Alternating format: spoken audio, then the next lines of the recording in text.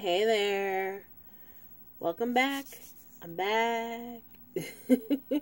How you guys doing tonight? I wanted to show a little bit of the process of how I make some stuff. And I wanted to show a little bit of a project that I'm about to start. It's basically going to be a memory wire necklace. And let me show you what memory wire looks like. It looks like this. It's basically a wire, but it snaps back. It doesn't lose it. You can straighten it and it'll just roll right back up. This is what I use to make some of my bracelets. It goes around, the bracelet size goes around the wrist. And this is the necklace size. I'm not using this particular piece, but this is just an example of what it looks like. It holds its shape, basically. You can get it in different colors. You can get it in silver. You can get it in gold tone. I'm using a silver tone for this necklace.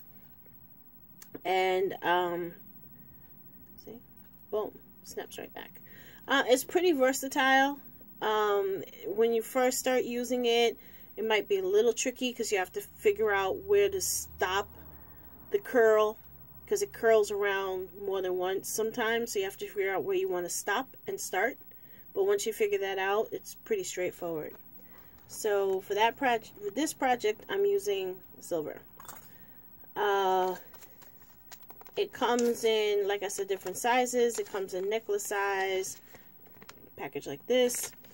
Comes in bracelet size as well, and I'm just going to cut some of it. I'm going to make a choker, basically, and I'm going to cut off, see, it looks like a slinky. That's what it looks like. So you kind of have to decide where you want it to end.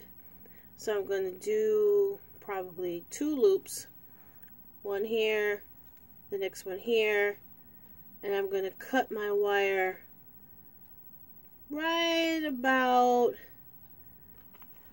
in here somewhere. And you have to use a special cutter for this wire. You can't use a regular wire cutter. You have to use a memory wire cutter. It looks like this. And you choose where you want to stop. And see how hard that cuts? If you use a regular wire cutter, like this, the wire is going to mess up your cutter. So always use the special cutter for this particular type of wire. Put this away. So what I'm using is one of the pieces I bought at the show. If you all remember the last video, this piece. And what I'm going to do, I picked out some colors that are in the piece, but not just one color. So I chose some deep reds. I chose some light pink. And they're all in the, all these colors are in this piece except the silver. I have some silver, well, actually like gunmetal gray, really. They're going to be an accent. And I picked these little pieces that I had from another bead show. Had some stash.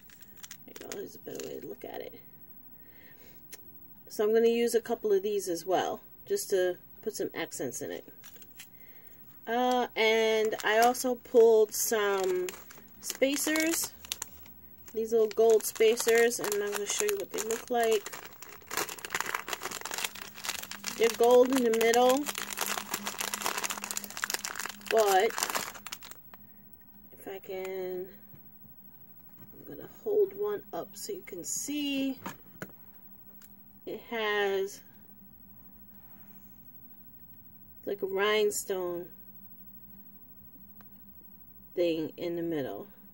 It's kind of hard to see it, but when you put once everything's together and you can look at it, oops. as it goes flying across the room. Life of a jewelry artist. But, happens all the time, folks. So I might put a few of these in it as well. And to start it off, what I'm going to do is create a loop at the end. It's pretty straightforward. Just take my little loop pliers and bring it around. Memory wire is tougher than regular wire, so sometimes you have to put a little extra effort into curling off the end. There is a way to crimp these things too, which I haven't quite figured out yet. See, I have to fight with it a little bit to get it the way I want it. Yeah. See, this happens sometimes. Things don't exactly go the way you plan it. So you have to fight with it a little bit. There you go. And this should keep the beads from coming off the end. And you have a loop on one end. Like so. The rest of it's pretty straightforward. I'm just going to start stringing. The order in which I string, I'll probably use the smaller beads first. And then I'll probably throw in a pink, and then a red, and then maybe as I go along, one of these. I have some little tiny gold ones as well.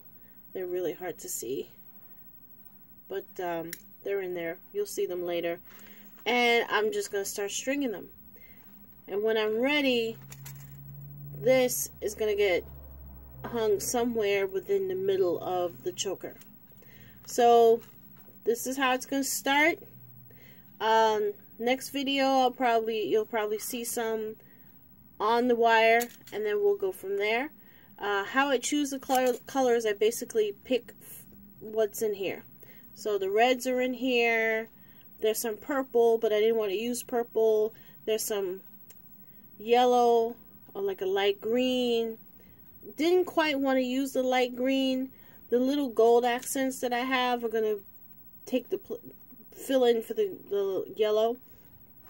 And my spacers are going to be the representative for this part. And that's pretty much it for the moment. Next video, we'll have some stuff on the wire, and we'll go from there. Thanks for watching, and I do have another event coming up, by the way. I think it's going to be this month. As soon as I have the date and the location confirmed, I'll announce it. But have a great day, y'all.